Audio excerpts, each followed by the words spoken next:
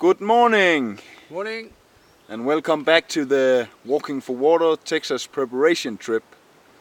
We have been sleeping here in the outside today for the first time without tents, and it's been quite nice because sleeping in tents gets a bit warm and there hasn't been so many bugs up here. That's the problem about sleeping without the tent, that you will get attacked by a lot of bugs all the time. But there haven't been so many here because we are on the top of a high, what will you call it, hill? Yeah, or kind a of ridge, thing. yeah. So there's a lot of cliffs and not so much vegetation, and that might be the reason there's not so many bugs. But we are 12 kilometers from the next town, where we can resupply and get to the library and get something good to eat. Yeah. So we're looking forward to that. And now we are making some coffee on our BioLite camp stove. I think we will probably make a video about that some other day. It's quite smart. But what have we been doing the last couple of days, Mats? Walking. Walking. Walking, basically. We haven't really done much else, have we? Nah, we have spent some time on a camping place. Yeah, Campgrounds of America in Kerrville. Kerrville. That was all right to camp legally. Yeah. Besides that, we've done a lot of stealth camping, and it keeps you aware. Yeah. You don't sleep quite as well because every time you hear something, you are aware if it's someone who's Yeah, who maybe thinks you shouldn't be there. Yeah. But yesterday we weren't all that stealth camping, were we? Yesterday we just camped beside the road. Yeah. Yep. Because there are fences everywhere. Even though we are in the middle of nowhere, people seems very eager to fence their property and keep trespassers out. So you can walk for kilometers without seeing a hole in the fence. Yeah. So we camped beside the road. There was a nice big side of the road, so there was no problem. Should we start making some coffee? We'll make some talking? coffee. Yep. We're going to make coffee because Charlie's been very kind and he's brought me some coffee because he knows I love coffee, especially in the morning.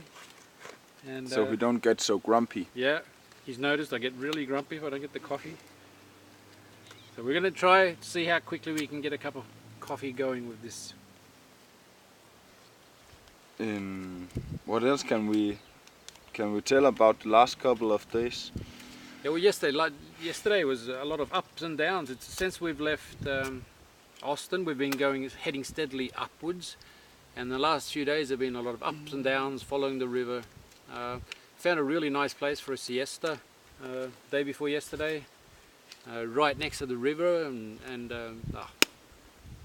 we haven't really interacted all that much with locals these last few days, have we?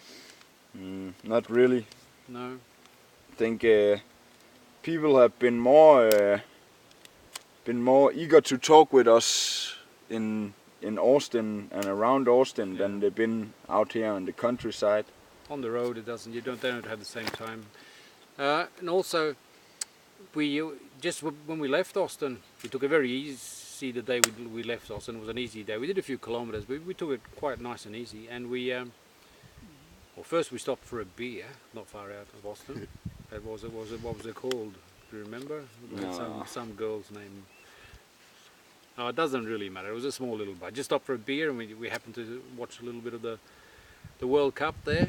And we've been watching some of the World Cup matches while we've been in town. Yeah. It's been good to get a little taste of the European lifestyle. Yeah. And but then we left there and we wandered on, and we came to a fruit stand, and we decided we were gonna. Or I decided we bought a watermelon, and I mean I'm not going to carry a watermelon on Not even a mule wants to carry a whole watermelon too long. So we tried to eat it, but we couldn't, could we? It was a lot of watermelon. It was too big, Yeah. so we took some of it with us to Yeah. eat for We had breakfast. Breakfast, yeah. That was a lot of watermelon. It was very nice though. And was that the same night that some kids or whatever was coming while we were camping outside? We camped not far from the road, but we camped along a riverbed.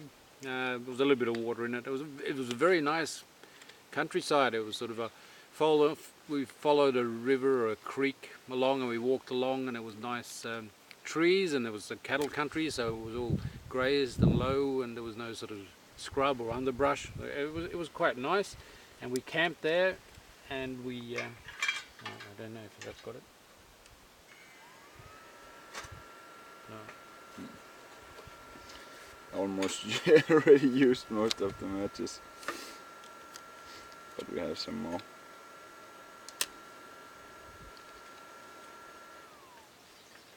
Yeah, and as we were camping there in the middle of the night, a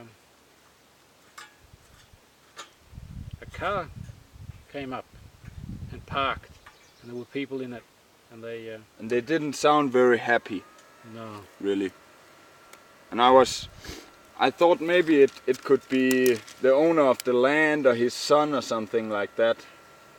So I was a bit aware if they would come and kick us out, or you never know, because we are in Texas, so you never know if people have guns or whatever. So you have to be a little careful. But as Matt said, it's the same the other way around. That they don't know if we have guns or what kind of people we are lying in the tents. There could also be some Mexican refugees, maybe people not to be fucked with.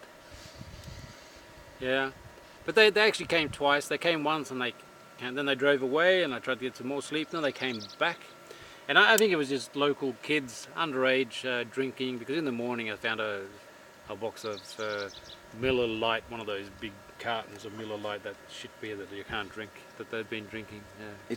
It seems so crazy they're drinking all those light beers here. You see a lot of light beers in the edge of the street, and even the original beers that is not light, it tastes like light beers. So I can't even imagine how a light beer must be taste like. No, we haven't tried any light beers yet. We might have to try one. Maybe they taste the same, just less alcohol. I don't know. Could be. Could be the reason they're drinking light beers, because they're driving. But I mean, if you're underage and drinking, it's sort of the buzz you want, isn't it? But yeah, I don't know what to tell beside that. Sleeping outside here, we heard some noises too, but that must have been from animals. Matt think he heard a warthog maybe. Yeah, I think I heard a wild pig here last night. I woke up and just in the bushes over there was something scuffling around, and I heard him snorting, and I looked up and made some noise, and he sort of slowly scuttled away over there. But I'm pretty sure it was a wild pig of some sort. Beside that, everything is going fine. We are walking a lot of kilometers. Yesterday was it 47? 47, yeah. And the last was a lot of up and down the last part of it too, so it was pretty good walking. It was well done, I think, that we did it. It was we did a lot of hard miles yesterday. And Mats have borrowed me some sound books, audio books. So I've just been listening to Into the Wild, and now I just started on a book called Into Thin Air. Both, yeah, very good, and both written by a guy called John Krakauer. Really good read. Into the Wild you've probably heard about, and Into Thin Air is about the very poor year on Mount Everest. Mount Everest, when a lot of people died. We're getting a lot of smoke today. We're not doing well. Yeah, but it's a good way to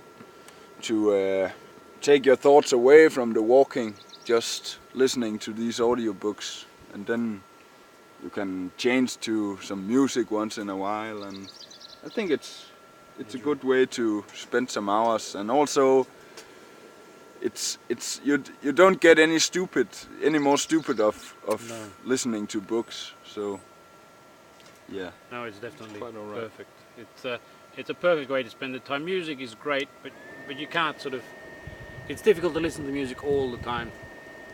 So you really want to listen to someone saying something after a while. Now we're going. We see how long this takes to boil. Should be pretty quick. It's already starting to bubble a little bit. The emo is not doing too well. The emu is pretty well fucked. Yeah. I might have to bury it somewhere before. The emu has now been repaired by hose clamps, a bit of pipe, some sticks, miles and miles of duct tape, and some small stones, and cashew butter. Yes. So now it's actually attracting ants and stuff because we used cashew butter to lubricate it. But Yeah, it hasn't done a very good job. It's might get retired, I think. yeah, it's too weak, and the wheels are now they are more or less duct tape, all of them. Yeah, there's no rubber left anymore. So I don't think it will last the last time I'm here, but we'll see about it. Maybe it's possible to fix it, to Keep it running. emergency repair it until this trip is done. But when I come home, I need to make something like a mule, I think. But we'll worry about that later. Is there any more interesting to tell? No, I don't know. We've had mainly been since we left Austin. It's been mainly walking, hasn't it? And it's been walking through some varied countryside. It's been a lot greener and a lot more up and down than I expected. I thought we were going to be in Texas, like Yeah. desert Texas more. I think there will be maybe some more Texas when we get nearer to Mexico. Yeah. But apart from that, it's going well, and we're I'm still enjoying the walking, and Charlie's getting used to it. I think he's enjoying it as well. I don't know. Yeah. Is he? Yeah. So everything is rolling along quite nicely, apart from the emu being a bit fucked up. Yeah. But that's part of that's the reason you're doing a test walk. I That's mean, what all the preparation testing is about. What works and what don't. And I definitely have a lot of changes before my next test walk. So that's good. It is good actually, because then you've learned a lot of things. Yeah. I think that will do for now then. Yeah. And I'm going to. It's boiled down, so it doesn't take very long. Even though today we were piss poor at making the fire and that, it's all ready to go now, and it's boiling. The jet boil or BioLite boil, whatever it's called. BioLite Yeah. camp stove. And now I'm going to make some coffee. See you later. See you later.